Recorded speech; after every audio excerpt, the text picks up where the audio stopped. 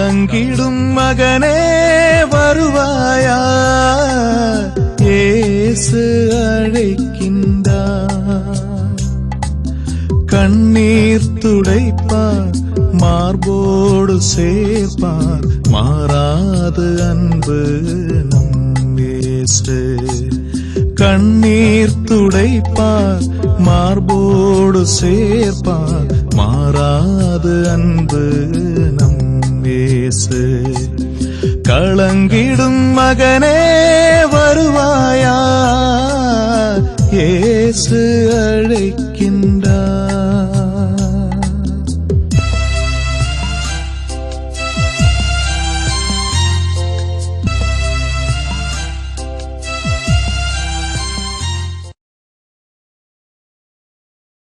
இயேசு கிறிஸ்துக்குள் பிரியமானவர்களே, ஆண்டவராய் இயேசு கிறிஸ்துவின் பரிசுத்தமுள்ள திருப்பெயரில் நல்வாழ்த்துக்கள். இந்த விடுநேர நிகழ்ச்சி வழியாக உங்களை சந்திப்பதிலே நான் மிகுந்த மகிழ்ச்சி அடைகின்றேன். ஆண்டவர் தந்திருக்கிற அந்த கிருபைக்காக ஆண்டவரை நான் உளமாற நான் போற்றுகிறேன், புகழுகிறேன், வாழ்த்துகிறேன். என் அன்பு குருவுகளே, நம் ஆண்டவர் நம்மோடு கூட பேசுகிற நேரம் அது ஒரு விடுதலையின் நேரம். இந்த விடுதலை நிகழ்ச்சியிலே எல்லாம் இறைவார்த்தை இறைவார்த்தை இறைவார்த்தை தான். ஏதோ கதையோ கட்டுரையோ அது எதுவுமே கொண்டு வருவதில்லை. புனித பவுல் தன் திரும்ப சொல்லும்போது அவர் சொல்வார், இதெல்லாம் சொல்ல வேண்டாம், அவர் பிடிக்காதுன்னு தான். நான் இறைவசன வார்த்தை மாத்திரமே அதை கொண்டு வருவேன். ஆண்டவர் இயேசுவும் சொல்லிக்கிற பொழுது கூட அந்த சாட்சியத்தின் வழியாகத்தான் கொண்டு போவேன். இறைவசன வார்த்தையை கேட்க கேட்க கேட்க அது ஆவிக்குள் கடந்து வருகிறதாக இருக்கும். அந்த ஆவிக்குரிய வாழ்க்கையில் வாழ்ந்து விடுறதா இருக்கும். இந்த நாளிலே அப்படித்தான் ஆண்டவர் செய்து கொண்டிருக்கிறார். என்னுடைய ஊழியத்தின் பகுதியின் ஒவ்வொன்றும் பார்க்கிற பொழுது ஆண்டவர் அற்புதமாய் வழிநடத்தி கொண்டிருக்கிறார். கடந்த நாட்களிலே சென்ற நாட்களிலே ஆன்ம உணவை குறித்து நான் செய்தி கொடுக்கிற பொழுது உங்களுக்குள்ளாக உணர்வு வந்திருக்கலாம், நாமளும் ஆன்ம உணவு கொடுக்கப்பட வேண்டும், மக்களுக்கு கொடுக்கப்பட வேண்டும் என்று. இந்த தொலைக்காட்சி வழியாக லட்சக்கணக்கான மக்களுக்கு கொடுக்கப்படலாம் என்று ஒரு உணர்வு வரலாம். ஆன்ம உணவு இறைவார்த்தை என்கிற ஆன்ம உணவு லட்சக்கணக்கான மக்களுக்கு, கோடிக்கணக்கான மக்களுக்கு கொடுக்கலாம் என்று உங்களுக்கு உள்ளத்திலே உணர்வு தோன்றலாம். அது ஆண்டவர் தூயாவில் கொடுக்கப்பட்ட உணர்வு தான். ஒருவேளை நீங்களும் ஆன்ம உணவு கொடுப்பதற்காக உள்ளத்தின் ஆழத்தில் உந்தப்பட்டு அதற்கு முயற்சி எடுப்பீர்களானால், செயல்பட வேண்டும் என்று விரும்புவீர்களானால் என்னோடு கூட தொடர்பு கொள்ளுங்கள். இந்த தொலைபேசி எண்ணிலே என்னோடு கூட தொடர்பு கொள்ளுங்கள். இறை வார்த்தை வழியாக அநேகருக்கு ஆன்ம உணவு செல்லட்டும், ஆன்ம உணவு செல்லட்டும். அவர்கள் வார்த்தை உணவை வாழ்ந்து அவர்கள் கடந்து வரட்டும். அப்படி அவர்கள் ஒரு ஆன்மா வளர்ந்து வளர்கிற பொழுது அது உங்களுக்கு ஆசீர்வாதமாக இருக்கும். பிரியமானவர்களே, நான் பார்க்கிற பொழுது பிரியமானவர்களே, என் நற்செய்தி அறிவிக்கின்ற ஊழியம் மிக கடவுளுடைய சித்தத்தின் ஊழியம் தான். புத்தக ஊழியம் போட்டு கொண்டிருக்கிறோம். புத்தக ஊழியம் பார்க்கும் பொழுது இன்றைக்கு 8000க்கு அதிகமான புத்தகம் போஸ்டில் போயிட்டுக்கிட்டு இருக்கு. ஆண்டு சொன்னார், விலையோ சந்தாவுக்கு குறிப்பிட வேண்டாம், இலவசமாக கொடுங்க, யாருக்குன்னா கொடுங்க. நான் யாருக்கிட்ட கொடுக்க சொல்லி நான் கொடுக்க செய்ய நான் கொடுக்கணுங்க. நான் அப்படிதான் கடந்த 29 வருடமாக அவரையே நம்பிக்கிட்டு இருக்கேன். எனக்கு யாரும் இருக்கு, நான் கேட்கறதே கிடையாது. கடந்த நாட்டில் கூட ஒரு அருட்சகோதரி தன் தகப்பனார் பெற்றோர் வழியாக இந்த ஒரு நாள் செய்தி ஒரு மாத செய்தியை வெளியிடுவதற்கான பண உதவி செய்தாங்க. ஆண்டு சொன்னார், விளைய சந்தா குறிப்பிடாமல் யாரும் பணம் கேட்க வேண்டாம், குடுன்னு சொன்னார்.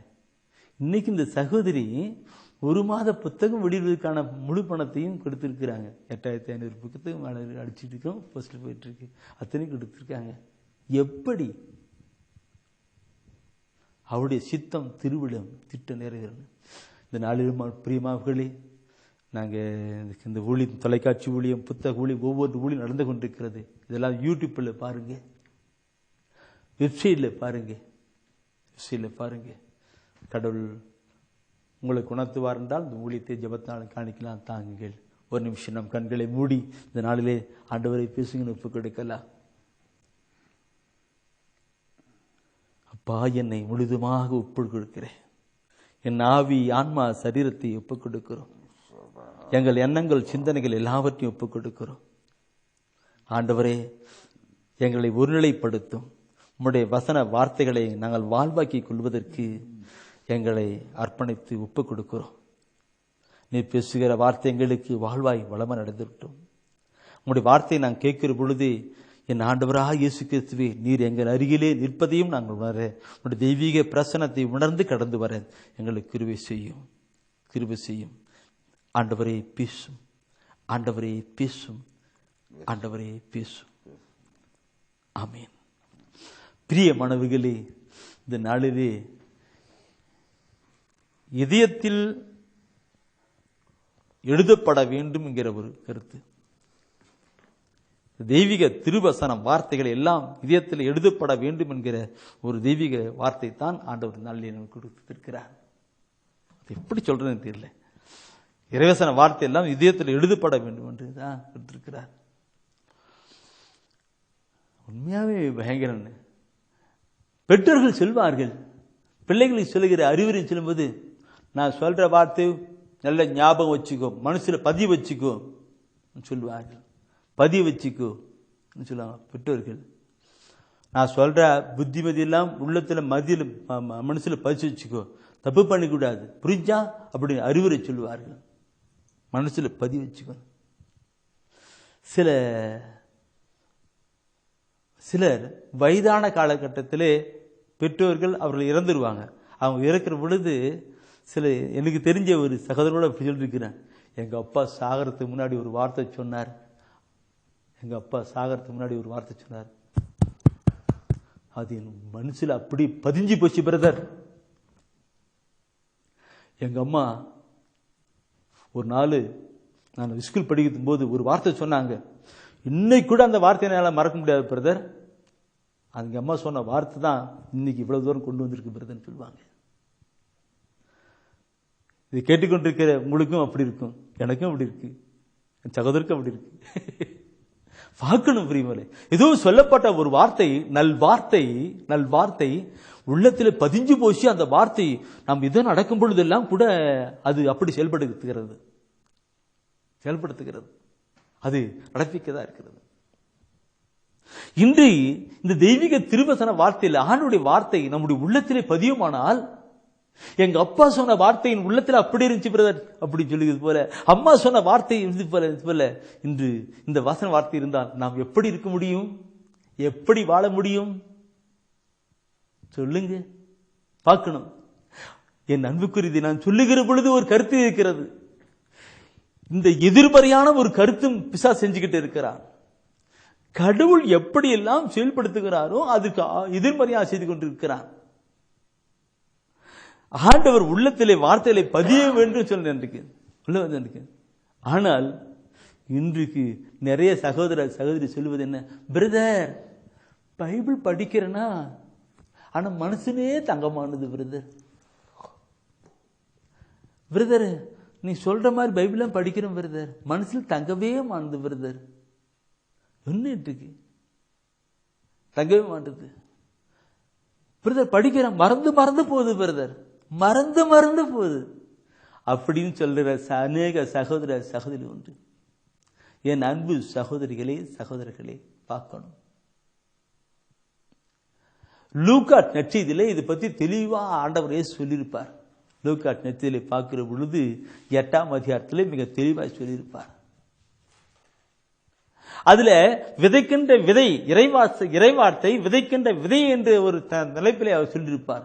இறைவார்த்தை விதைக்கின்ற விதை என்று சொல்லிக் கொடுப்பார்.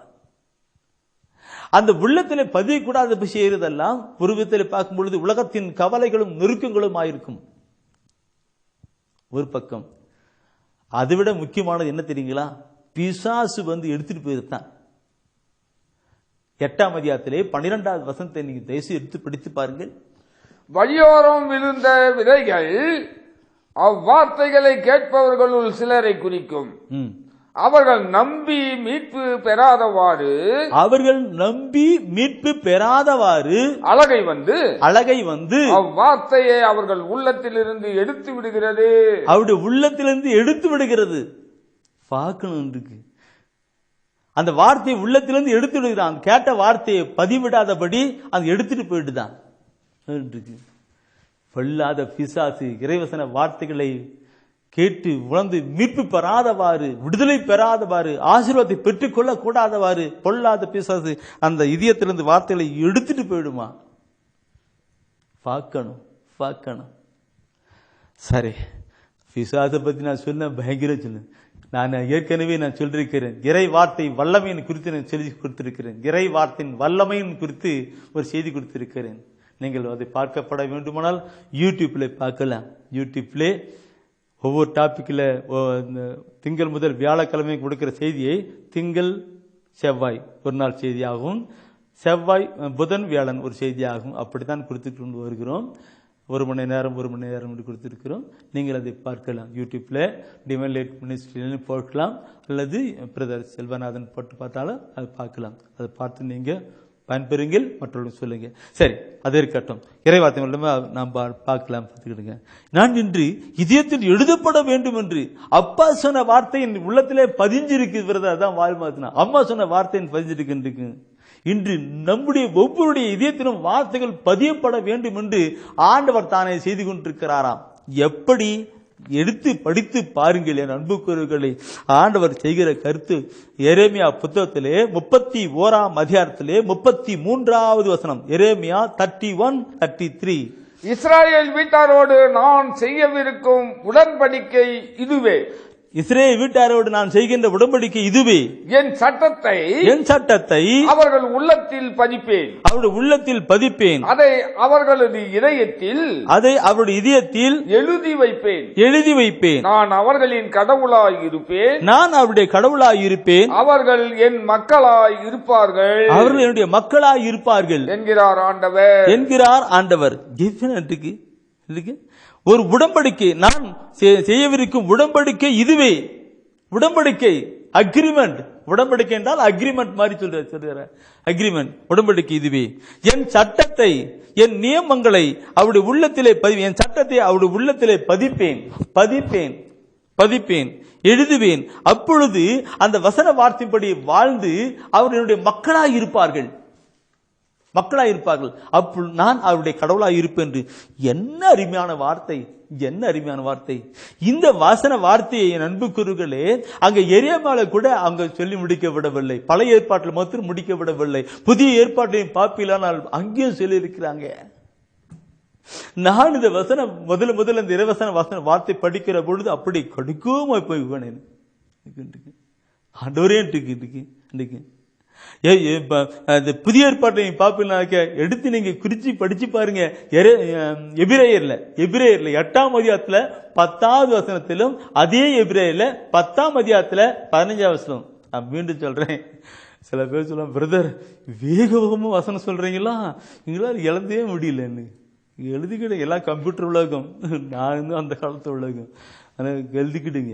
எபிரேயர் 8ஆம் அதிகாரத்துல 10வது வசனத்திலும் 10ஆம் அதிகாரத்துல 15ஆம் வசனம் 2 வசனத்திலும் இதே கருத்து தான் சொல்லிருக்கிறாங்க. இந்த எரேமியா சொல்லப்பட்ட அதே கருத்து தான் இங்கேயும் புதிய ஏற்பாடு சொல்லப்பட்டிருக்கிறது. அந்த எபிரேயர்ல 8ஆம் அதிகாரத்துல 10வது வசனத்தை படிச்சு பாருங்க. அது சொல்லி இருக்கிற வசனம் தான் நமக்கு தெரியும்.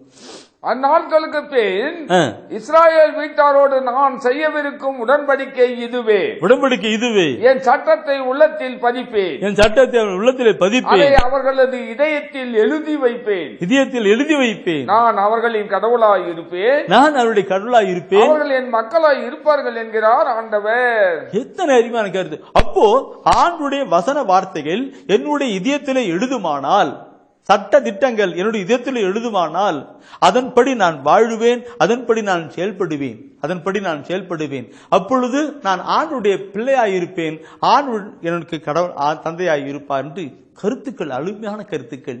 இதை நான் முதல்ல நான் படிக்கிற பொழுது, நான் ஆரம்ப காலகட்டத்தை பைபிள் படிச்சடி சும்மா அப்படி படிக்க மாட்டேன். ஆரம்பத்தில் அதாவது கடவுளுடைய தூயாவின் உணர்வு தான் இருக்கும். என்னோட பைபிளே கிடையாது. எனக்கு நான் என் அழைப்பை குறித்து என் தந்தை ஜான் ஜோசப் கிட்ட போய் சொல்லும்போது உங்கள்கிட்ட பைபிள் இருக்கான்னு கேட்டாரு. பைபிள் இல்லைன்னு. அப்போ ஒரு பைபிளை நான் கொடுத்தாரு. இன்னைக்கும் அவர் நான் மறக்க மாட்டேன், நான் எப்பொழுதுமே அவர் மறக்க மாட்டேன். ஆனா அவர் சொன்னார், எனக்கு ஒரு பைபிளை கொடுத்துட்டு இருக்கேன், பைபிள் நல்லா படி சொன்னாரு. நான் அப்பதான் பைபிளை படிச்சு படிச்சு படிச்சு படிச்சு நான் கடந்து வருகிற பொழுது, பைபிளை படிச்சு கடந்து வருகிற பொழுது அங்கே சொல்லப்பட்டிருக்கு, என் சட்டத்தை அவருடைய உள்ளத்திலே பதிப்பேன், எழுதுவேன், பதிப்பேன், எழுதுவேன். அப்பொழுது அவர்கள் பரிசுத்தமான ஒரு வாழ்க்கை வாழ்வார்கள், பரிசுத்தமான வாழ்க்கை வாழ்வார்கள். நான் அவருடைய கடவுளாக இருப்பேன், அவருடைய மக்களாக இருப்பேன் என்ற வார்த்தை என்னை பப்பா சிந்திக்க வைத்தது. நான் உடனே, ஆண்டவரே என் இதயத்தில் வார்த்தையில எழுதுங்க ஆண்டவரே, பதிப்பேன்னு சொன்னீங்களே, என் புத்தகத்தில் பதிப்பேன்னு சொன்னீங்களே, எப்படி எழுதுவீங்க, எப்படி பதிப்பேன்னு எனக்கு தெரியலன்னு சொல்லிட்டு இரவு பகலா நான் ஆண்டு சமூகத்தில் முழங்கால் படிக்கிட்டு அப்படியே நான் கத்தி கத்தி கத்தி கத்தி கத்தி கத்தி கத்தி முடிவிட்டு, ஆண்டவரே எழுதுங்க எழுதுங்க எழுதுங்க, நீ எழுதுங்க படிப்புன்னு. எப்படி எழுதுவார் என்று நான் பார்க்கிற பொழுது எப்படி என்று அதுல 2 கொரிந்தியர்ல 3ஆம் அதிகாரத்துல 3வது வசனத்துல சொல்லப்பட்டு, நான் இது ஆண்டவரை எப்படி எழுதுவீங்க, இந்த இதயத்துல எப்படி எழுதுவீங்க, பதிப்பீங்க எப்படி எழுதுவீங்க, திருச்சட்டத்தை எப்படி எழுதுவீங்கன்னு சொல்லிட்டு நான் அப்படி கேட்கும்போது ஆண்டவர் எனக்கு 2 கொரிந்தியர் 3ஆம் அதிகாரத்தை 3ஆம் வசனத்தை காட்டி கொடுத்தார்.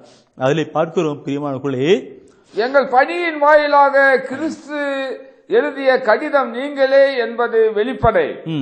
அது மையினால் எழுதப்பட்டது அல்ல, மையினால் எழுதப்பட்டது அல்ல, மாறாக வாழும் கடவுளின் ஆவியால் எழுதப்பட்டது, வாழும் கடவுளுடைய ஆவியால் எழுதப்பட்டது, கற்பலகையில் அல்ல, கற்பலகையில் அல்ல, மாறாக மனித இதயமாகிய பலகையில் எழுதப்பட்டது, மனித இதயமாகிய பலகையில் எழுதப்பட்டது.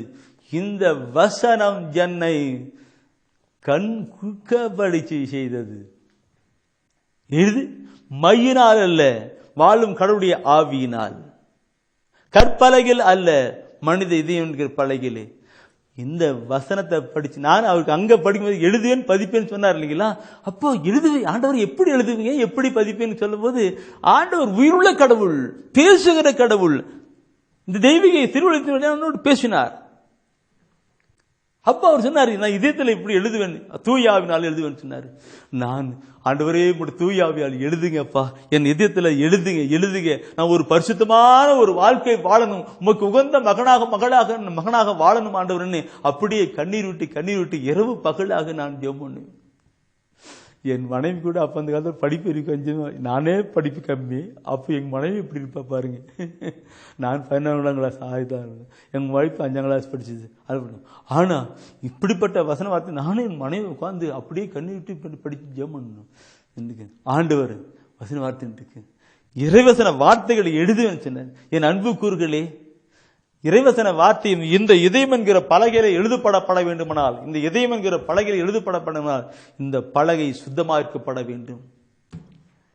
ஸ்கூல்ல பார்க்கிறோம், ஒரு போர்டு இருக்கு, பிளாக் போர்டு இருக்கு இல்லைங்களா, பிளாக் இருக்கு, போர்டு இருக்கு, எழுத்து பலகை போர்டு இருக்கு. அந்த போர்டு சுத்தமா அழைச்சிட்டு பின்னாடி தான் எழுதுவாங்க, சுத்தமா அழைச்சிட்டு தான் எழுதுவாங்க. சரி, ஒரு பக்கம் அழைச்சிட்டு ஒரு பக்கம் அப்படி எழுதுவாங்களா? இல்ல, சுத்தமா அழைச்சிட்டு பின்னாடி இந்த பலகை சுத்தமா அழைச்சிட்டு பின்னாடி இருக்கும்.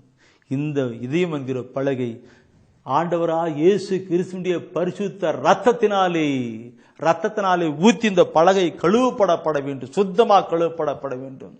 அப்பதான் ஆண்டவர் தூய ஆவியால் எழுதப்படுவார். இதை நான் உணர்ந்தேன். ஆண்டவர் சமூகத்தில் கண்ணீர் விட்டு கதறினேன், இயேசுவே உம்முடைய பரிசுத்த ரத்னால் என் இதயத்தை கழுவுங்க ஆண்டவரே.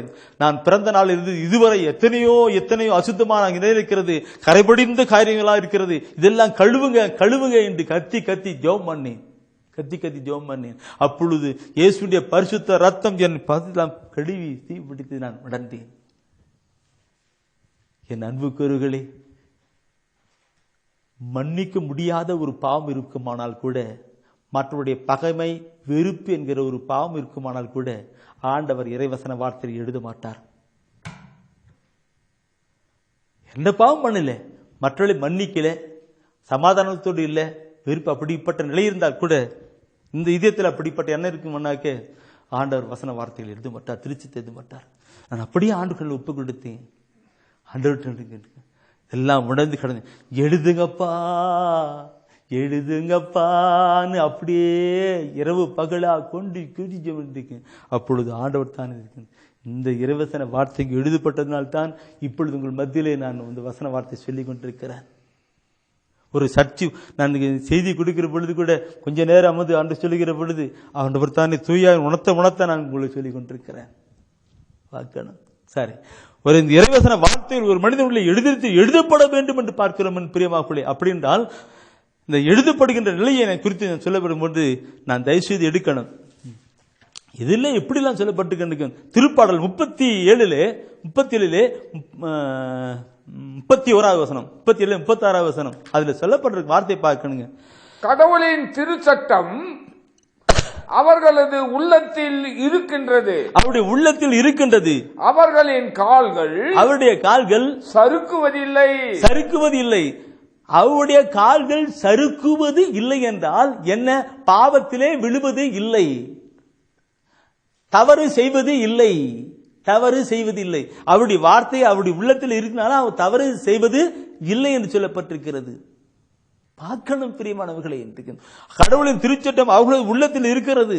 எனவே அந்த கட்டளைகளை சட்டத்தை கடைபிடித்து அவர் நடப்பதனாலே அவர்கள் தவறு செய்வதில்லை. என்ன ஒரு கருத்தான ஒரு நிலையை பார்க்கிறோம் பிரியமானவர்களே. இந்த கருத்தை நான் பார்க்கிற பொழுது ஒவ்வொரு வசனத்தையும் படிக்கிற பொழுதெல்லாம் என் உள்ளத்தின் ஆழத்திலே கடந்து வரும். இதை நான் ஏன் இப்படி சொல்லுகிறேன் என்றால், ஆண்டவர் சொல்ல சொன்னார். என் மக்களுடைய உள்ளத்திலே இறைவசன வார்த்தைகள் பதியுமாறு சொல் என்று சொல்கிற வார்த்தை தான் சொல்ல சொன்னார். அந்த திருப்பாடலே 40 திருப்பாடல் 40 8வது வசனத்தை நீ படி. இந்த கருத்தை தான் அங்கே இன்னும் கூட அதிகமாக சொல்லப்பட்டிருக்கிற ஒரு கருத்தை நான் பார்க்கப்படும். அவர் சொல்லுகிற கருத்து பாருங்க. இந்த வசனத்தோட ஒட்டி அந்த திருப்பாடு 37 படிச்சீங்க தானே? 37 படிச்சீங்க, 37 இப்ப 40 கொண்டு வாங்க. 40 8வது வசனத்தை படிச்சு பாருங்க. என் கடவுளே உமது திருவுளம் நிறைவேற்றுவதில் நான் மகிழ்ச்சி அடைகிறேன். உமது திருச்சட்டம் என் உள்ளத்தில் இருக்கின்றது என்றேன் நான். உமது திருச்சட்டம் என் உள்ளத்தில் இருக்கிறதே என்கிறார், வருகிறேன், அதில் மகிழ்ச்சி வருகிறேன் சொல்லுகின்றார். இப்ப இங்க கருத்து என்ன? ஆண்டவரே பிரியமானவர்களே, ஆண்டுடைய திருச்சட்டம் ஆண்டுடைய இறைவசன வார்த்தை நம்முடைய உள்ளத்திலே இருக்குமானால் அது நமக்கு ஆசீர்வாதமான ஒரு வாழ்க்கை. ஆசீர்வாதமானே இதை சொல்லுகிற பொழுது தூயானவர் ஒண்ணு உணர்த்தினார். என்ன தெரியுங்களா? அந்த பழைய ஏற்பாட்டில் பார்க்கும் பொழுது உடன்படிக்கை பேழையிலே என்ன இருந்தது? ஆண்டுடைய திருச்சட்டம் கற்பலகை இல்லையா? ஆண்டுடைய திருச்சட்டம் உடன்படிக்கை பேழை புட்டி, அதுல ஆண்டுடைய பேழை இருந்தது. எரிக்கை கோட்டை தடையா இருந்தது. ஆண்டவர் சொன்னார், இந்த உடன்படிக்கை பேழையை சுத்திக்கிட்டு 7 நாள் வட்டி வடா சொன்னார். எரிக்கை கோட்டை உடைஞ்சு போனது. யோர்தான் நதி தடையா இருந்தது, இஸ்ரேலுக்கு போவதற்கு தடையா இருந்தது. அந்த உடன்படிக்கை பேழை தூக்கிட்டு போனாங்க, தடை விலகி போனது. சிந்திக்கணும் பிரியமானவர்களே, சிந்திக்கணும். என்ன? இந்த உடன்படிக்கை பேழையிலே, இந்த இதயம் என்கிற பேழையிலே ஆண்டுடைய திருச்சட்டம் நமக்கு இருக்குமானால் எரிக்கோ கோட்டை உடையும்.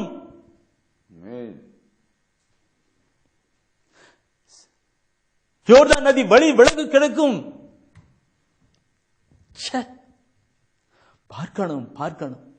இதெல்லாம் நாம் எடுக்கப்படவில்லை, கொண்டு வரப்படவில்லை. எடுக்கணும், தாகத்தோடு கூட படைக்கணும் பிரியமாவுளே. உடன்படிக்கை பேலை அப்படியே கடந்து போகிற பொழுது கடந்து போனது அந்த நிலைத்தான் உணர்ந்துகின்றோம். நான் சொல்ல நிறைய சொல்லி கொண்டு போயிட்டே இருக்க முடியும். ஆண்டவர் தானே இதனை இறைவசன வார்த்தை நம்முடைய உள்ளத்தில் இருக்குமானால் என் அன்புக்குள்ளே பரிசுத்தமான ஒரு வாழ்க்கை வாழ முடியும் என்பதை நான் இது என்னுடைய அனுபவத்தில் சொல்லப்படவில்லை. நான் பரிசுத்தமான சொல்லி கொண்டு வரல.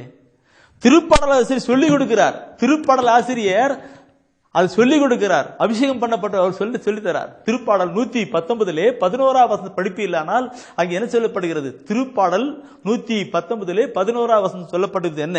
உமக்கு எதிராக நான் பாவம் செய்யாதவாறு உமது வாக்கை என் இதயத்தில் இருத்தி உள்ளேன் சொன்னார். உமது வாக்கை என் இதயத்திலே இருக்கு. உமக்கு எதிராக நான் பாவம் செய்யாதவாறு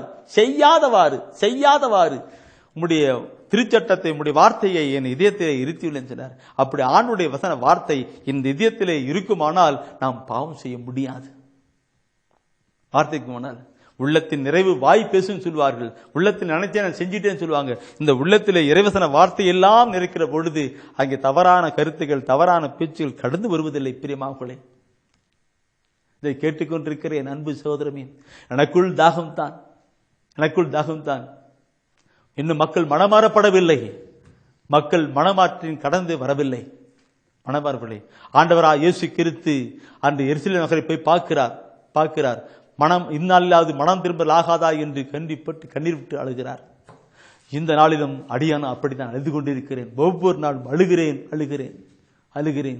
ஏனென்றால் இறைவசன வார்த்தை அந்த தூய் ஆவி எனக்குள் இருக்கப்படினாலே சமுதாயத்தை பார்க்கிறேன். வாழ்வதற்கின்ற வார்த்தை எடுக்கப்படவில்லை, மீட்பளிக்கின்ற வார்த்தை எடுக்கப்படவில்லை. உலக போக்கிலான ஒரு வாழ்க்கை வாழ்ந்து கொண்டிருக்கிறார்கள். அவருடைய வருகை மிக சமீபமாக இருக்கிற காலகட்டத்திலே செயல்படுத்தாத ஒரு நிலை. செவியுங்க, எடுத்திருக்கிறேன் அன்பு சகோதரமே, குறிச்சு வச்சிருக்கிறேன் அன்பு சகோதரமே. இந்த நற்செய்தி அறிவிப்புக்கான காரியங்களை கடந்து வாங்க. எல்லா மக்களுக்கும், எல்லா இனத்தாருக்கும் மக்கள் நற்செய்தி போனோம். எல்லா மக்களும் இறைவசன வார்த்தையை கடந்து வந்து பரிசுத்தமான ஒரு வாழ்க்கை வாழணும். இதை சொல்லணும் என்றால் நிறைய சொல்ல வேண்டியிருக்கும். பிரியமானவர்களை தெரியவில்லைக்கும் ஒரு இறைவசன வார்த்தையை நிறுத்திக்குமானால் அது பரிசுத்தம் என்று சொல்லுகிறோம். இது புனித பவுலடிகள் ரோமர் புத்தகத்தில் ஒரு அருமையான ஒரு வார்த்தை சொல்லுவார். எந்த வார்த்தை பார்க்கணும்னுக்கு 2ஆம் அதிகாரத்தில் 15ஆம் வசனம், ரோமர் புத்தகத்தில் 2ஆம் அதிகாரத்தில் 15ஆம் வசனம் சொல்லுவார். அதுல திருச்சட்டம் கற்பிக்கும் ஒழுக்க நெறி தங்கள் உள்ளத்தில் எழுதப்பட்டிருக்கிறது என்பதை அவர்கள் தங்கள் நடத்தையில் காட்டுகிறார்கள். அச்சோ, இந்த வசனம் எப்படி சொல்லுவாங்க? நான் சொன்ன இறைவசன வார்த்தை ஒரு மனிதனுடைய இதயத்தில் இருக்குமானால் அவர்கள் பரிசுத்தமான ஒரு வாழ்க்கை வாழ்வார்கள், கடவுளுடைய பிள்ளைகளாய் இருப்பார்கள், கடவுளுடைய மக்களாய் கடவுள் செய்யப்படுவார்கள். அவர்களது மனச்சான்றே இதற்கு சாட்சி. ஏனெனில் அவர்கள் செய்வது குற்றமா குற்றமில்லையா என அவரவர் எண்ணங்களே வெளிப்படுத்துகின்றன. யாரும் சொல்ல தேவையில்லை. ரூல்ஸ், சட்டம் இங்கே சொல்லுகிறது. இங்க சட்டம் எழுதி வைத்திருக்கிறே, அந்த சட்டம் சொல்லிக் கொடுக்கும். யாரும் அதுக்கு கண்டுக்கொள்ளுங்க. அந்த வக்கீல் சொன்னாங்கன்னு சொல்லிட்டு இருக்கு. இங்க சட்டம் சொல்லிக் கொடுக்கும். நீ செஞ்ச தப்பு, தவறு, சரி. அதனால அதனாலதான் சொல்ற, திருச்சட்டம் கற்பிக்கும் ஒழுக்க நெறி தங்கள் உள்ளத்தில் எழுதப்பட்டிருக்கிறது என்பதை அவருடைய நடத்தினாலே காட்டுகிறார்கள். ஏன் தப்பு செய்யாம, தவறு செய்யாம ஒரு பரிசுத்தமான ஒரு வாழ்க்கை, நீதி நேர்மையான ஒரு வாழ்க்கை வாழ்கிறது தான் காட்டப்படுகிறது. அதனால தான் சொல்லிருக்கு, அந்த சட்டம் எழுதப்பட்டனால்தான் இங்க காட்டுறாங்க. பாவம் செய்யாதபடி பரிசுத்தமான ஒரு வாழ்க்கை, அநியாயம் அக்கிரம் செய்யாதபடி ஒரு நீதி நேர்மையான வாழ்க்கை, வெறுப்பு பகமையெல்லாம் விட்டு ஒரு அன்பு செய்கிற ஒரு வாழ்க்கை, பரிசுத்தமான ஒரு வாழ்க்கை வாழ்கிறான். இந்த இதயத்தில் எழுதப்படும் என் அன்பு குரலே, இந்த கருத்தை நான் சொல்லுகிற பொழுது சுட்டி காட்டுகிறது என்கிறது பார்க்கும்போது நான் ஒரு நிலை கொண்டு வருகிறேன். ஆண்டவராக இயேசு கிறிஸ்து விபச்சாரத்தை பிடிக்கப்பட்ட ஒரு பெண்ணை கொண்டு வருவாங்க. விபச்சாரத்தை பிடிக்கப்பட்ட ஒரு கொண்டு போறாங்க. யோவான் நற்செய்தியில் நினைக்கிறேன், யோவான் நற்செய்தியில் 8ஆம் அதிகாரத்தை பார்க்கும்போது விபச்சாரத்தில் பிடிக்கப்பட்ட ஒரு பெண்ணை அங்க இயேசு கிட்ட கொண்டு வர்றாங்க. யாரும் பரிசேயரும் சதுசேயரும் கொண்டு வராங்க. கொண்டு வரும்போது இயேசு அங்க உட்கார்ந்து இருக்கிறாரு. சொல்றாங்க, இவ இப்படிலாம் விபச்சாரப்பட்டு கையும் குளமா பிடிச்சிட்டோம், இவளுக்கு என்ன விபச்சாரம் பிடிக்கப்பட்டவங்களுக்கு என்ன தண்டனை கொடுக்கணும்னு சொல்லி அவங்க கேட்கிறாங்க. சொல்றாங்க, இயேசு பாட்டு கீழே தரையில உட்காந்து எழுதிட்டு இருக்கிறாரு. அவருக்கு மீண்டும் கேட்கிறாங்க. அப்பா அவர் சொல்றாரு, எல்லாரும் பரிச்சை செலுத்த மற்ற ஆட்கள்லாம் வந்திருக்கிறவங்களாம் கல்லுலாம் எடுத்து வந்துக்கிறாங்க. ஏன்னா விபச்சாரத்தில் பிடிக்கப்பட்டவர்களை கல்லெறிந்து கொல்லப்பட வேண்டும் என்று சட்டம் அங்கு சொல்லப்பட்டிருக்கு. அவங்க கொண்டு வராங்க. இங்க வந்துட்டு இங்க இயேசு கிட்ட கொண்டு போகும்போது அவர் சொல்றாரு, உங்களிலே பாவம் செய்யாதவர்கள் தவறு செய்ய, தயவுசெய்து யோவான் 8ஆம் அதிகாரத்தில் 9ஆம் படிச்சு பாருங்க. பாவம் இல்லாதவர் முதலில் இப்பெண் மேல் கல் எறியட்டும் என்று அவர்களிடம் கூறினார். அவர் சொன்னதை கேட்டதும் ம், முதியோர் தொடங்கி ஒருவர் பின் ஒருவராக ம். அவர்கள் யாவரும் அங்கிருந்து சென்று விட்டார்கள். பாருங்க, எல்லாம் சென்றுட்டானுங்க. வருத்தம் இல்லாம எல்லாம் கல்ல போட்டு பொட்டு கீழே பொட்டு பொட்டு பொட்டு போட்டு அவங்க போயிட்டு விட்டாங்க. ஏன் இங்க காக்கணும் பிரியமானவர்களே, இங்க பார்க்கணும் இருக்கு. அவங்க தப்பு பண்ணதுன்ட்டு அடுக்கு சட்டத்தின் காரியங்களை அங்கே சுட்டி காட்டியது தவறுன்னு காட்டியது கேட்கலாம். இதை நான் சொல்லுகிற பொழுது என் அன்புக்குறவுகளே, ஒரு மனிதனுடைய வாழ்க்கையில ஆண்ட திருச்சட்டம் இருக்குமானால் அவருடைய வாழ்க்கை எப்படி இருக்கும் என்று தெய்வீக திருவடியும் சொல்லிக் கொடுக்கின்ற ஒவ்வொரு கருத்தையும் நாம் சிந்திக்க சிந்திக்க சிந்திக்க சிந்திக்க அதிலே கடந்து போக வேண்டும் என்று உள்ளத்தின் விருப்பம் கடந்து வரும். இருக்கும் அந்த இந்த பைபிள அந்த தயவுசெய்து எரேமியா புத்தகத்தை எடுத்து படிச்சு பாருங்க. எரேமியா புத்தகத்துல 32ஆம் அதிகாரம் நினைக்கிறேன், 32ஆம் அதிகாரம் தான். ஓ ஆவியானவரே சொல்லுங்க. எரேமியா 32:40 தான். அதுல சொல்லப்பட்டிருக்கும் என்ன ஒரு வார்த்தை, அதிகமான ஒரு வார்த்தை சொல்லப்பட்டிருக்காரு. 32:40 நான் அவர்களோடு என்றும் நிலைத்திருக்க உடன்படிக்கை ஒன்றை செய்து கொள்வேன். நான் அவர்களோடு இருங்க, நான் அவர்களோடு என்றும் நிலைத்திருக்கும் உடன்படிக்கை ஒன்றை செய்து கொள்வேன். எனவே அவர்களுக்கு நன்மை செய்ய நான் தவற மாட்டேன். என்ன சொல்லுது?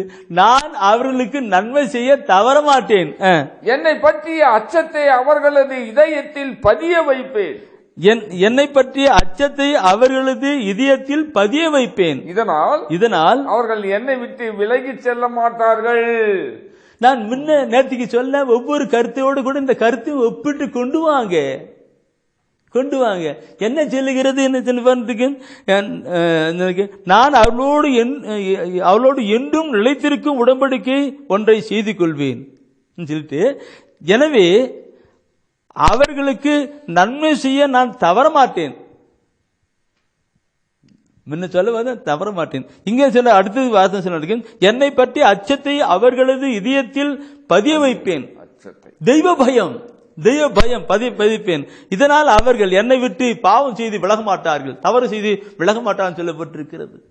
பிள்ளைகளுக்கு அந்த வசன வார்த்தை விலக மாட்டார்கள், தவறு செய்ய மாட்டார்கள். அதாவது கருத்துக்களை பார்க்கணும் பெரியமார்களே. இந்த கருத்தை நாம் பார்க்கிற பொழுது, நாம் நம்முடைய வாழ்க்கையை பார்க்கும் பொழுது தெய்வ பயம் இங்க வசன வார்த்தை, ஐயோ ஆளுடைய சட்டம் திருச்சட்டம் சொல்லப்பட்டிருக்கிறதே, இந்த பயம். தவறு செய்ய மாட்டார்கள், பாவம் செய்ய மாட்டார்கள், விலகி போக மாட்டார்கள்.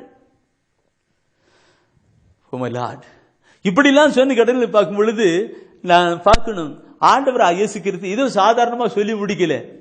ஆண்டவராய் கடவுள் சாதாரணமா சொல்லி முடிக்கல, அது இணைச்சட்டத்தில் கொண்டு வராரு பாருங்க. இணைச்சட்டத்தில் கொண்டு வரணும். இணைச்சட்டத்தில் கொண்டு வர கருத்தை நீ பார்க்கணும் பிரிமில எப்படி நினைக்கும். இணைச்சட்டத்திற்கு 6ஆம் அதிகாரத்திலே 6வது வசனம் சொல்லுவார். இணைச்சட்டம் 6ஆம் அதிகாரத்திலே 6வது வசனம் சொல்லுவார், இன்று நான் உனக்கு கட்டளையிடும் இவ்வார்த்தைகள், இன்று நான் உனக்கு கட்டளையிடும் இவ்வார்த்தைகள் உன் உள்ளத்தில் இருக்கட்டும், உன் உள்ளத்தில் இருக்கட்டும். பாருங்க, இன்று நான் கட்டளையிடுகின்ற இந்த வார்த்தைகள் எல்லாம் உன்னுடைய உள்ளத்திலே இருக்கட்டும். அப்பொழுது நீ தவறு செய்ய மாட்டாய், தப்பு செய்ய மாட்டாய், பாவம் செய்ய மாட்டாய், தவறி விலகி போக மாட்டாய். அதுக்கு தான் நாங்க சொல்ற. யாருக்கு சொல்றது வார்த்தை? பெரியவர்களுக்காக சொல்லுகிற வார்த்தை. பெரியவர்களுக்கு ஏன் சொல்றேன்னாக்க, அடுத்து சின்ன பிள்ளைங்க சொல்ல வரணும்னு சொல்றதா இருந்தா அடுத்த வந்து அந்த ஆனந்துக்கு இன்றைக்கு பார்க்கணும் பெரியமார்களே. இவற்றை உன் உள்ளத்திலே பதிய வை, எடுத்து எழுதி வை, நிறுத்தி வை. அதன்படி பரிசுத்தமான ஒரு வாழ்க்கை தவற செய்த வாழ்க்கை சொல்லிட்டு அடுத்த வசனம் சொல்லுகிறது என் பிரியமார்களே. அடுத்த வசனத்தை பார்க்கும் பொழுது 6-7 வசனம், அதிலே 6ஆம் வசனம் படிச்சீங்கல்ல, அடுத்து 7ஆம் வசனம் கீழே கொண்டு வாங்க. 7ஆம் வசனம் கொண்டு வாங்க. நீ அவற்றை உன் பிள்ளைகளின் உள்ளத்தில் பதியுமாறு, அவற்றை உன் பிள்ளைகளின் உள்ளத்திலே பதியுமாறு சொல். உன் வீட்டில் இருக்கும் போதும், உன் வழி பயணத்தின் போதும், நீ படுக்கும் போதும், எழும்போதும் அவற்றை பற்றி பேசு இல்லைங்களா? பார்க்கணும். இன்னைக்கு அப்பா அம்மா பைபிளை படிச்சு இறைவசன வார்த்தையெல்லாம் உள்ளடக்கி வாழ்ந்து பரிசுத்தமான ஒரு வாழ்க்கை வாழ்கிற பொழுது தானே தன்னுடைய பிள்ளைகளுக்கு எல்லாம் சொல்லிக் கொடுப்பாங்க, சிலைகளுக்கு சொல்லி கொடுப்பாங்க. கண்ணு பைபிள் இப்படி சொல்லிருக்கிற ராஜா, கண்ணு பாப்பா பைபிள்ல ஆண்டவர் இப்படி சொல்லிருக்கிறார், இனச்சட்டத்தில் இப்படி சொல்லிருக்கிறார், ஏசாயாவில் இப்படி சொல்லிருக்கிறார்னு பிள்ளைகளுக்கு சொல்லிக் கொடுப்பாங்க. வழியில போய்கிட்டு இருக்கும்போது, படிக்கல இருக்கும்போது, எழுகிற பொழுது, வழியில போகும்போது சொல்லுன்னு சொல்றாங்க. அது சொல்லிட்டு இன்னைக்கு அதுவே சொல்லி எடுக்கிட்டு இருக்கோம். உலகப்புறமான அதான் சொல்லிட்டு இருக்கிறோம். எப்படி நம்முடைய பிள்ளைகள் பரிசுத்தமான நிலை வாழ்க்குமார்கள்? என் நண்பர்கள் பார்க்கணும், சிந்திக்கிற போது பயங்கரமான கருத்து இருந்துக்கு. இதெல்லாம் நாம் நம்முடைய வாழ்க்கையில கொண்டு வர வேண்டும். இறைவசன வார்த்தை, திருச்சட்டம் எப்படி எல்லாம் சொல்லியிருக்கிறது, ஆணுடைய வசன வார்த்தை எப்படி சொல்லியிருக்கு பார்க்கணும். இன்னைக்கு ஒவ்வொரு நாளும் படிச்சு படிச்சு உள்ளத்தில் வார்த்தை வைத்திருப்பீர்களானால், அவற்றை பதிய வைத்திருப்பீர்களானால், அந்த வார்த்தை உனக்கு அச்சை கொண்டு வருவதனால் அவற்றை உங்களுடைய பிள்ளைகளுக்கு உள்ளத்தில் சொல்லிக் கொடுப்பீங்க. கண்ணு, பைபிள் இப்படி சொல்லிருக்கு, ஆண்டு இப்படி சொல்லிருக்கிறாரு, இப்படி சொல்லிருக்கிறாரு, தப்பு பண்ணக்கூடாது, தப்பு பண்ணக்கூடாதுன்ட்டு பிள்ளைகளுக்கு சொல்லி சொல்லி சொல்லி சொல்லி கொடுக்கிற கருத்து சொல்லப்பட்டிருக்கும். இந்த கருத்தை என் அன்புக்குறர்களே, இந்த கருத்தை அங்க இனச்சட்டத்தில் 6ஆம் அதிகாரத்தில் மட்டும் சொல்லப்படவில்லை நினைக்கிறேன். நான் வேற ஒரு இடம் கூட சொல்லியிருக்கு, வேற இடம் கூட சொல்லியிருக்கேன். இனச்சட்டத்தில் 6ஆம் அதிகாரத்தில் ஆவியானவர் 11ஆம் அதிகாரத்தில் எடுங்க, 11ஆம் அதிகாரத்தில் எடுங்க.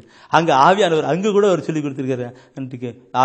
அதே கருத்தான் கொஞ்சம் விளக்கம், கொஞ்சம் அழுத்தம் சொல்லிருக்காரு. 11ஆம் அதிகாரத்தில் 18-19 என் வார்த்தைகளை உங்கள் நெஞ்சிலும் நினைவிலும் நிறுத்துங்கள், அவற்றை உங்கள் கைகளில் அடையாளமாக கட்டிக்கொள்ளுங்கள், உங்கள் கண்களுக்கு இடையே அவை அடையாள பட்டமாக இருக்கட்டும். நீங்கள் அவற்றை உங்கள் பிள்ளைகளுக்கு கற்றுக் கொடுங்கள், நீங்கள் வீட்டில் இருக்கும் போதும் பயணம் செய்கிற பொழுதும் படுக்கும் போதும் எழும் போதும் அவற்றை பேசுங்கள். இப்படி பார்க்கணும் பிரியமானவர்களே. இப்படி எல்லாம் பைபிள் ஆண்டவர் சொல்லிக் கொடுக்கிறார். நாம் என்ன பண்ணுவோம்? இதை எடுத்து படிச்சு இவன் கையை கட்டுங்கன்னு சொல்றது, கையில எடுங்கன்னு அர்த்தம், கையில எடுங்கன்னு அர்த்தம்.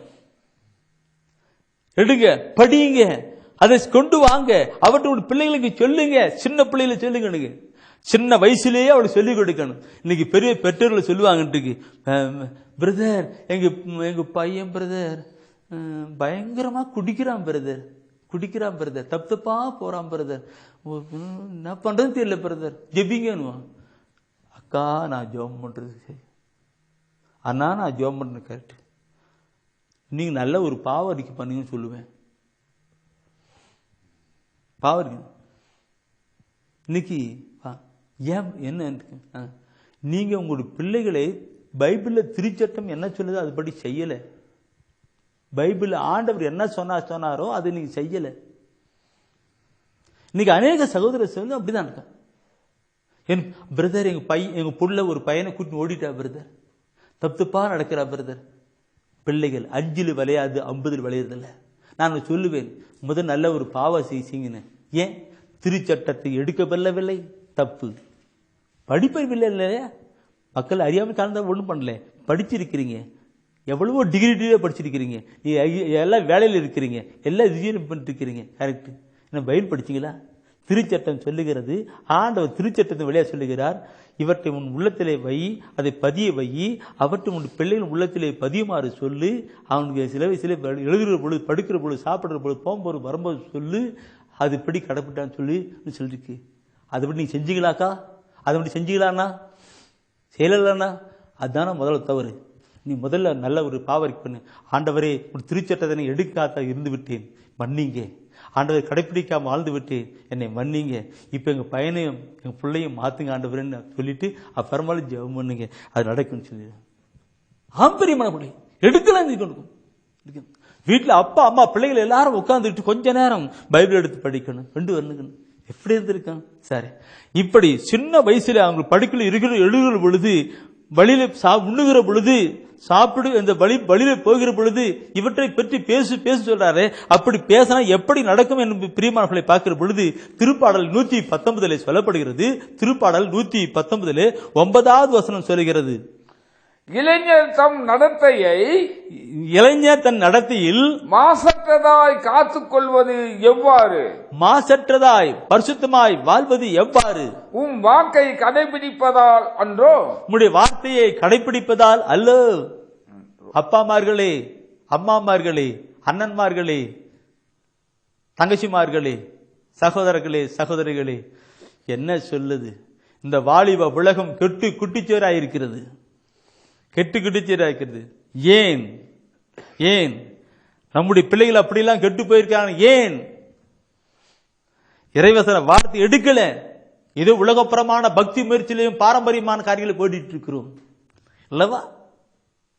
ஆண்டவர் சொல்லிக் கொடுக்கிறார், இளைஞர்கள் தம் நடத்திலே பரிசுத்தமாய் வாழ்வது எப்படி, தூய்மையான ஒரு வாழ்க்கை வாழ்வது எப்படி, கெட்டு போகிற இந்த காலகட்டத்திலே, இந்த டூனேஜிலே கெட்டு போகாமல் பரிசுத்தமாக வாழ்வது எப்படி? அவர்கள் இறைவசன வார்த்தையை கடைபிடிப்பதால் அல்லவோ, அந்த வசன வார்த்தையை கீழ்பட்டு கடைபிடிப்பதால் அல்லவோ சொல்லப்பட்டிருக்கிறது. அப்பா அம்மா அப்படியே சொல்லிக் கொடுக்கணும், சொல்லிக் கொடுக்கணும். இதை அன்புக்குரியவர்களே, நான் சொல்லுகிற பொழுது நிறைய சொல்லணும் சொல்லணும் சொல்லணும். தூயன் நிறைய உணர்த்துகிறார். நேற்று தினத்தில் நான் சொன்னேன், இது ஆண்டுடைய பேழை, இது ஆண்டுடைய பேழை. இந்த பேழையில இறைவசன வார்த்தை இருக்குமானால் எரிகோ கோட்டை உடையும் என்று சொன்னேன், எரிகோ கோட்டை உடையும் சொன்னேன். செங்கடல் இந்த யோர்தான் நதி பிளக்கும் என்று சொன்னேன் சொன்னேன் இல்லைங்களா? என்னையும் எத்தனை அற்புதம் பார்க்கணும் இருக்கு. அந்த அந்த ஆண்டுடைய பேழையை கொண்டு செல்கிறவெல்லாம் அற்புதங்களும் அதிகம் நடந்து கொண்டது சொன்னேன். இன்றும் அந்த வசன வார்த்தை என் நையனின் நம்முடைய இதயத்தில் இருக்குமானால் நாம் பரிசுத்தமான ஒரு வாழ்க்கை வாழ முடியும். ஆண்டவர் சொல்லுகிறார், ஆண்டு சொல்லுகிறார், நீங்கள் என் மக்களாய் இருப்பீர்கள், நான் உன்னுடைய கடவுளாய் இருப்பேன் என்று. அப்போ நம்முடைய ஜெபம் எப்படி இருக்கும்? நம்முடைய ஜெபம் எப்படி இருக்கும்? யோவான் 15ஆம் அதிகாரத்திலே 7வது வசனத்திலே சொல்லுவார் பாருங்க. யோவான் 15ஆம் அதிகாரத்திலே 7வது வசனத்தை சொல்லுகிற பொழுது அந்த வார்த்தைகளை அப்படியே கொண்டு வருகிறேன், இதயத்தில் எழுதப்பட வேண்டும் என்கிற நிலையிலே கொண்டு வருகிறேன். பிரியமானவர்களே, யோவான் 15:7, நீங்கள் என்னுள்ளும் என் வார்த்தைகள் உங்களுக்குள்ளும் நிலைத்திருந்தால் நீங்கள் விரும்பி கேட்பதெல்லாம் நடக்கும். நீங்கள் விரும்பி கேட்பதெல்லாம் நடக்கும். பாருங்க, நீங்கள் என்னுள்ளும் என் வார்த்தைகள் என்று திருச்சட்ட நூல்கள் வசன வார்த்தைகள் எல்லாம் உன்னுடைய இதயத்திலே பதியப்பட்டு எழுதப்பட்டு நீ ஒரு பரிசுத்தமான ஒரு வாழ்க்கை வாழ்வீர்கள் என்றால் நீ விரும்பி கேட்பதெல்லாம் உனக்கு நடக்கும் என்று ஆண்டவர் சொல்லுகிறார். என் அன்புக்குரியவர்களே, பார்க்கணும், நீங்கள் என்னுள்ளும் என் வார்த்தைகள் உங்களுக்குள் நிலைத்திருந்தால் நீ ஒரு பரிசுத்தமான ஒரு வாழ்க்கை வாழ்வீர்கள். நீங்கள் என்னுள்ளும் நான் உங்களுக்குள்ளும் என் வார்த்தை உங்களுக்குள்ளும் நிலைத்திருந்தால் விரும்பி கேட்பதெல்லாம் நடக்கணும். அப்ப ஆண்டுடைய வசன வார்த்தை ஒரு மனிதனுக்குள் இருக்குமானால் அவருடைய வாழ்க்கையில் எப்படி ஆசீர்வாதமாக இருக்கும்? பிரியமானவர்களே, பார்க்கணும். என் அன்புக்குள்ள ஒவ்வொரு கருத்தும் சிந்தித்து பார்க்கணும். பிரியமானவர்களே, அப்படிப்பட்ட ஒரு வாழ்க்கைக்குள் கடந்து வரணும். என் அன்புக்குள்ளே நான் இதை உள்ளத்தின் ஆழத்தில் சொல்லுகிற பொழுது ஒரு ஆத்ம தாகத்தோடு தான் சொல்லுகிறேன், வாஞ்சையோடு தான் சொல்லுகிறேன். எல்லா மக்களும் பைபிளை எடுக்கப்பட வேண்டும், இறைவசன வார்த்தைகளை வாசிக்கப்பட வேண்டும், சிந்திக்கப்பட வேண்டும், தியானிக்கப்பட வேண்டும், தன்னுடைய வாழ்க்கையை மாற்றி பரிசுத்தத்திலே கொண்டு வரணும். பரிசுத்தத்திலே கொண்டு வர அவருக்குள் நுழைகின்றோம். அவரை அனுபவிப்பதா இருக்க முடியும். ஆண்டவர் எவ்வளவு நல்லவர் என்று சுவைத்து பாருங்கள்.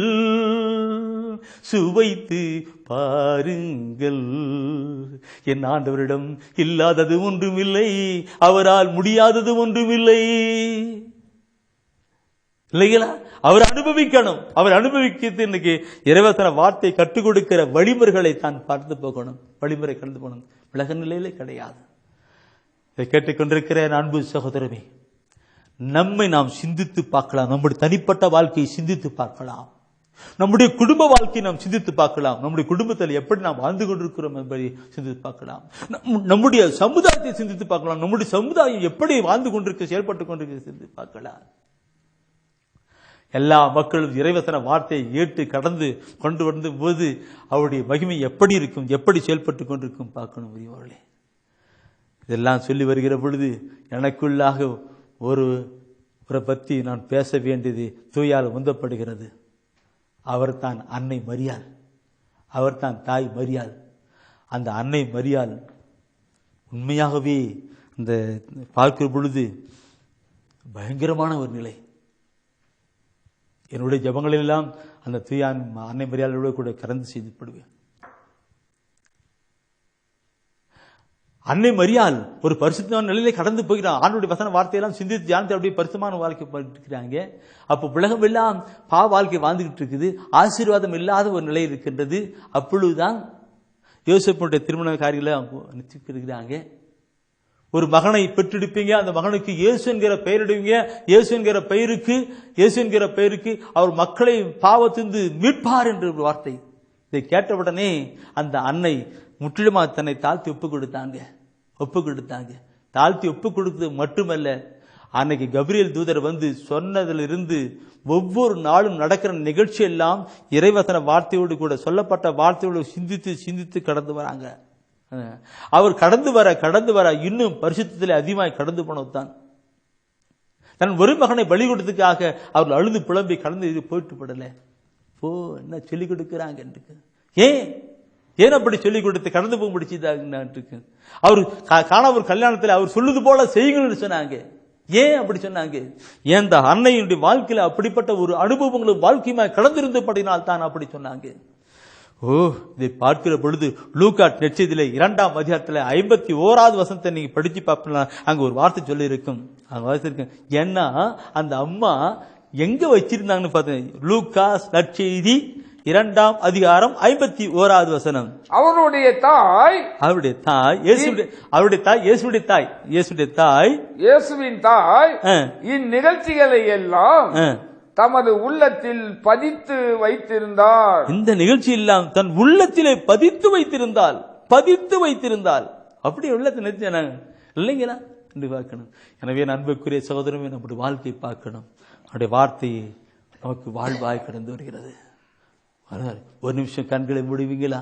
நான் உண்மையாவே தூயாவே உந்தப்பட்டு உணர்வோடு கூட நான் பேசிவிட்டேன். இந்த உணர்வுள்ள வார்த்தைகள் கண்டிப்பாக வீணாய் போகாது. அது 60-100 பலன் கொடுக்கும் என்றே நான் விரும்புகிறேன், எதிர்பார்க்கிறேன். என் ஆண்டவர் அப்படியே செய்வார்.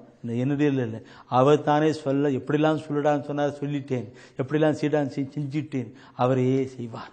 ஒப்பு கிடைக்கலாம். 60-100 பலன் கொடுக்கும்படி அவர் தான் செய்யணும். நாம் ஜெபிப்போமா? கண்களை மூடுவோம். யாரிடம் செல்வோம் இறைவா, பாடல் வாழ்வு தரும் வார்த்தையெல்லாம் உம்மிடம் அன்றோ உள்ளன. யாரிடம் செல்வோம் இறைவா,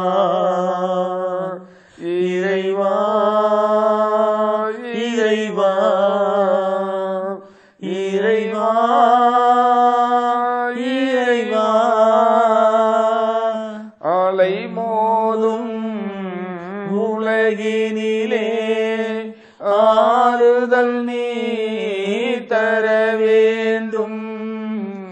அலை மோதும் உலகினிலே ஆறுதல் நீ தர வேண்டும். அண்டி வந்தோம் அடைக்கலம் நீ ஆதரித்தே அரவணைப்பாய்,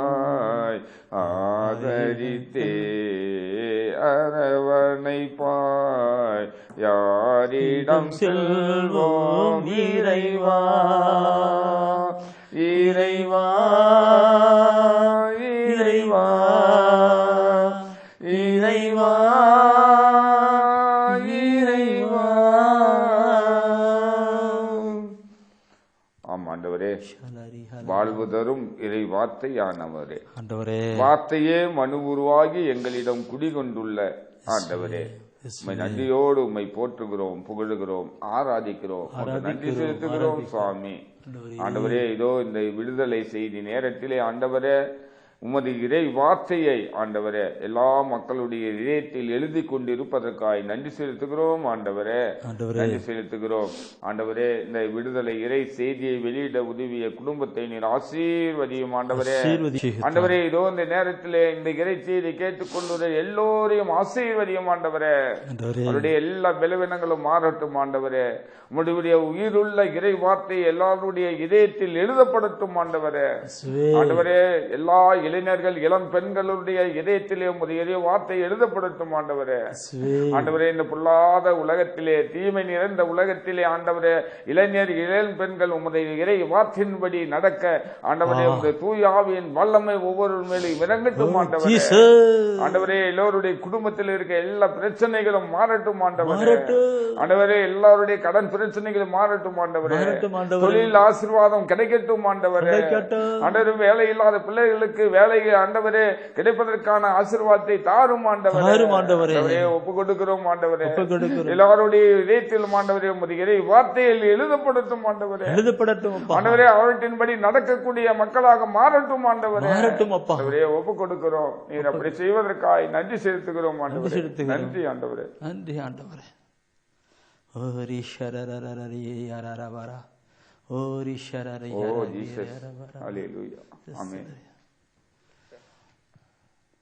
ஒரு அருட்சகோதரி பைபிளை எடுத்து நெஞ்சு மேல வச்சுக்கிட்டு அவங்க அழுது கொண்டே இருக்கிறார்கள்.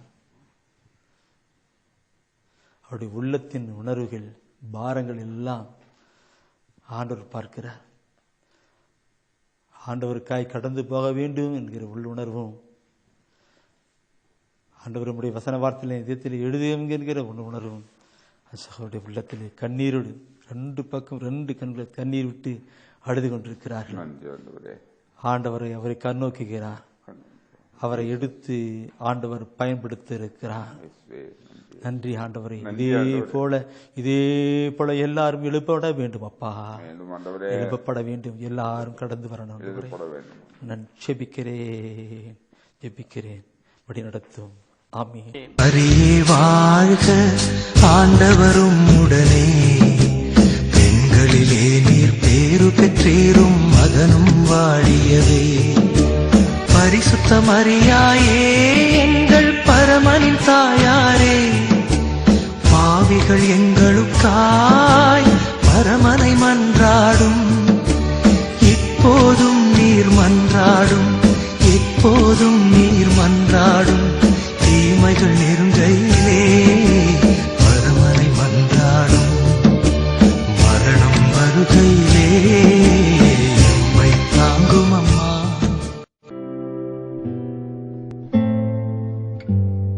தெய்வ ஒளியும் ஒளியும் என்ற மாத இதழ்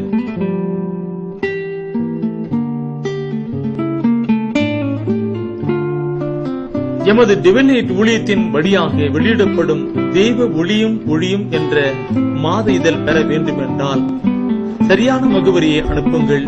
புத்தகங்கள் அனுப்பி வைக்கின்றோம்.